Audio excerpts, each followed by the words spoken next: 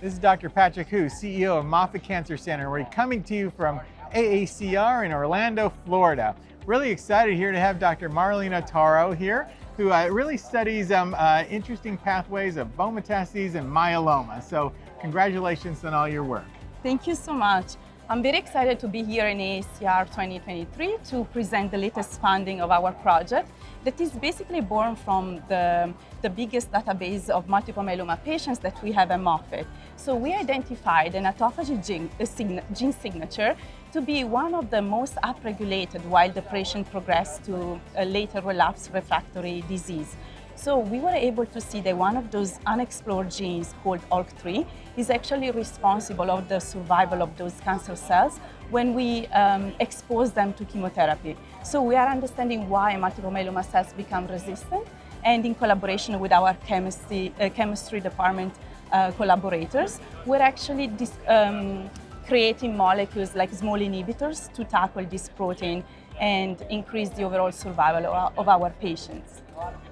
So let's talk about autophagy. So that is a death pathway. So you would think it would kill myeloma cells, but actually myeloma cells use this to protect themselves from the onslaught of therapeutics like chemotherapy. It allows them to almost become dormant so that they can survive the assault. Is that correct? Exactly. So autophagy is a very complicated pathway and is also cancer dependent. And we understood that in multiple myeloma, those cells have a high basal level of autophagy. So basically, this is a pathway that they already use.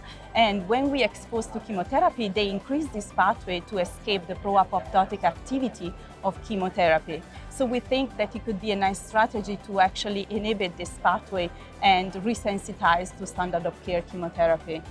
I see. So these changes that you're talking about are really in the context of chemotherapy onslaught on the myeloma. Exactly, yes. And this is really great because we have our patient data at Moffitt, and we can really track each patient and patient samples, for example, with our ex vivo MS platform. So we can test drugs and combination of drugs on patient CD138 positive cells and in their tumor microenvironment. So we can actually understand if we can use those combination of drug before even testing them on the patients. So you're working on a new inhibitor of autophagy, but there are already some inhibitors of autophagy out there. Have you tested those in combination with chemotherapy and myeloma? Yes, we did that, and we are actually the first one to focus on ALK3. So there is not an ALK3 inhibitor already developed in the chemistry setting, and not even one commercially available. So our patients do not express ALK1 and 2. So this is why we're focusing on ALK3, and we hope we can make a selective inhibitor that could possibly be included in clinical trials. Great. So when do you think you'll have one ready for our patients?